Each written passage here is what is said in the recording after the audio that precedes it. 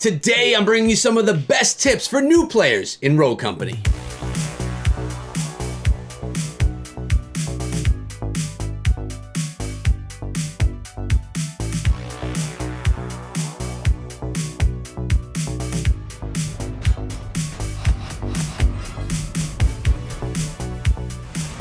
What is up, my friends? My name is Echo, and today I'm here with a guest on the channel playing Rogue Company, one of the newest cover shooters right now on PC, on console, and even on Switch. The guest I have with me today is Nemo. How you doing, brother? What's up, Echo? Thanks so much for having me. Hello, to the entire Echo fam. Super excited to be here once again talking about Rogue Company, so let's get started. Yeah, Nemo and I got our hands on this game. It's going to be free to play, but it's still in, I believe, beta access, and it's not available to everyone yet, unless if you decide to purchase one of the Founders Packs, which you could probably see up on the screen at some point in time because my editor is amazing, and that's how you can get into the game right now if you can't get the beta. It will eventually be free to play, and this game is built for esports, but that's not only what we're talking about today, because Nemo is going to bring us through some of the best tips for this game because he covers this on his channel. Go check him out. His channel is called Scrappy Academy. Go give him a little bit of love in the comment section of his Rogue Company videos. But Nemo, why don't you get into the first tip that new players need to know about Rogue Company? Sounds good, Echo. So with the first tip, and these are not in any order, but really with the first tip, you want to make sure that you use your special abilities. Each rogue comes with a specific special ability, and I've noticed that a lot of people actually forget to use them. They just use their gun, they use the shooting and the grenades because that's the kind of traditional way of playing. They don't realize that they have these amazing special abilities and they reset every so often. So every time they reset, if you don't use it, you're wasting it. So basically, when you have it ready to go, utilize it, let it charge up, and use it again because it's more powerful than using your main weapon? Yeah. There's a lot of different special, like for example, what you're watching now is me playing with Trench. Trench has this ability where he throws out this barbed wire. And the barbed wire slows down the incoming enemies. So in these types of modes, capture the flag and etc., you can throw them down and really kind of build a little barricade around you. It's a fantastic thing to use. It's a good special ability. Yeah, I actually remember playing against Trench, trying to capture the objective and getting slowed down so much by that barbed wire.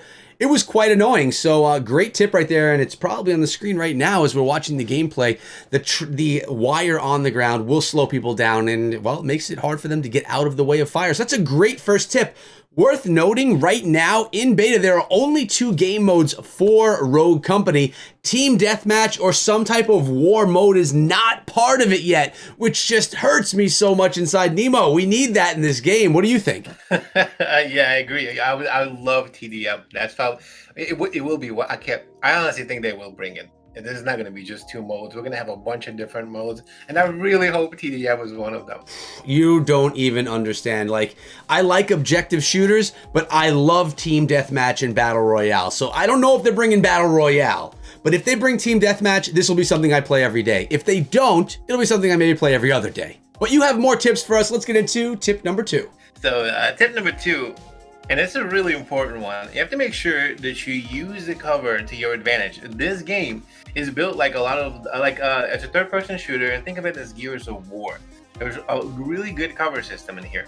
But one of the things that I really love about this game, like in Gears, you can jump into cover, and then basically you can shoot over your head and snipe somebody. There's no way to kind of counter that. But in here, there's a really fun system to where when you're in cover, but when you try to peek out and shoot someone, your head comes out, and that gives the opponent an ability to counter you. But one of the most important things is if you're going to be in cover, that's the way to win gunfights.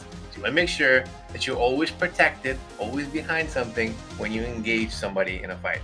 So this is not like Call of Duty Modern Warfare where everyone's just running and gunning. And if they are, they're not winning, correct?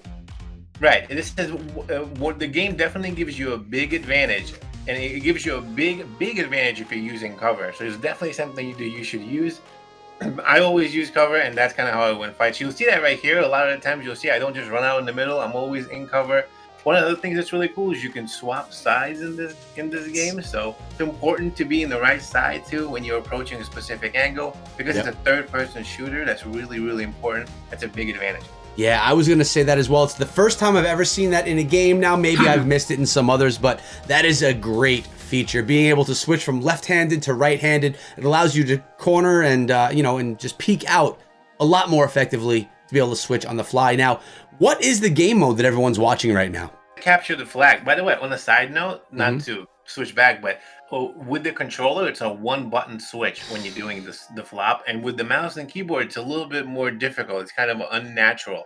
Yeah. So I feel like it's a lot easier to do it on the controller. Yeah, and to be honest with you, in my experience playing this game, I prefer playing on controller. Now, yes, you don't have as much accuracy with your aiming, but it just feels so good in your hands in a controller. Everything works beautifully.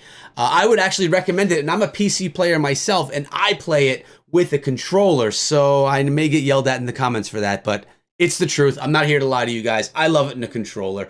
Nemo, we got more tips, man. What's the next one? So the next tip, and this is really important, and it's a very big one, and that's teamwork. Yeah. So with rogues, right, each rogue has a different special ability here.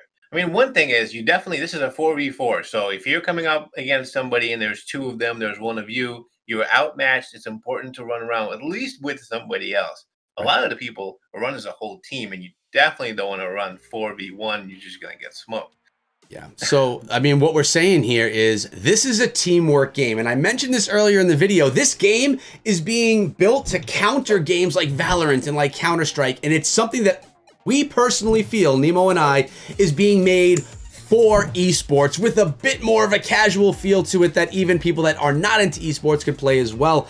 I don't know. It has all of the elements, even what you were talking about with the cover system. You know, if you just reach your arms out like in Gears of War, you're still protected. But now in this game, you have every action has some type of a counter, and everything that you do puts you at risk in some way. So there's never a time where you're 100% safe.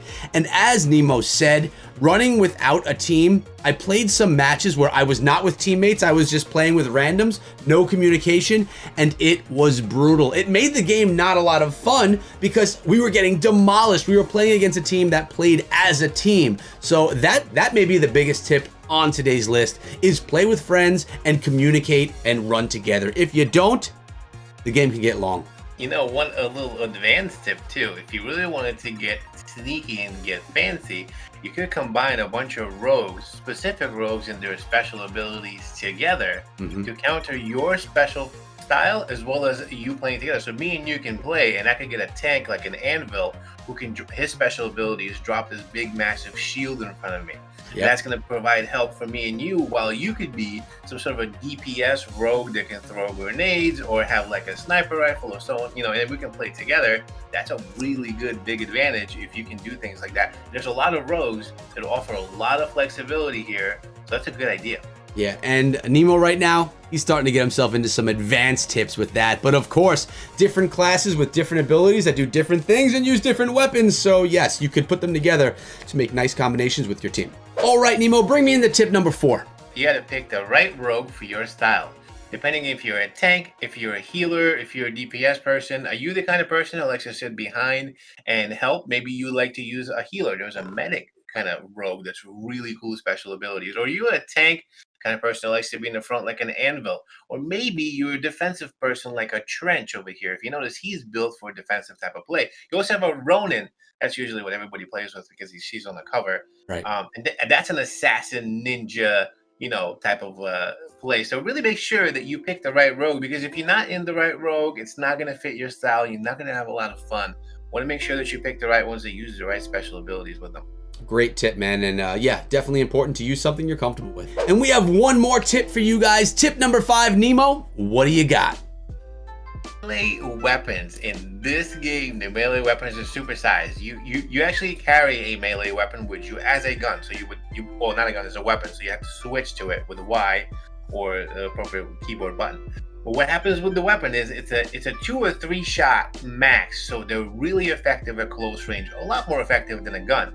And when you're switching to a melee weapon is much faster than switching to a gun if you run out of bullets. That's an important key thing. But if you take a melee weapon, one other thing that you can do with it, you can actually throw it. So you can have a katana with you and you can chuck it at your opponent and take them out completely.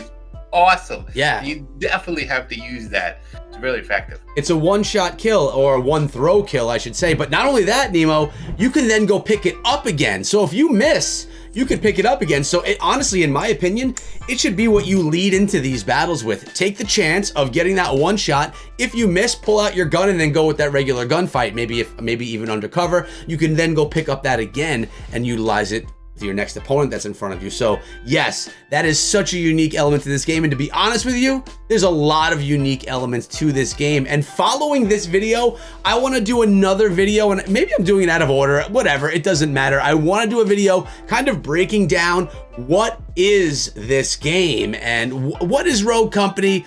What is it bringing different to the shooter genre on PC and console? And why do we feel that it's just such a perfect component, or does it have all the components you need for esports? I think that could be our next video. But guys, and Nemo, thanks for coming down today, man. I appreciate all of your experience and pro tips. For having me, Echo. Yeah, I love playing this game. Love Rogue Company. I'm going to be putting out a whole bunch of videos for it. And I can't wait to play with you, man. Let's do this. Let's do it. Let's actually do it right now as we close out this video. Thank you guys so much for coming through. I appreciate you taking your time and spending it here with me. Make sure you subscribe to the channel, ring the bell, and let me know in the comments if you want to see more of this game. Your comments determine whether I make more videos for Rogue Company. But not only that, make sure you go give some love to my boy Nemo over on the Scrappy Academy YouTube channel, link down below and most likely in the panels at the end of this video as well.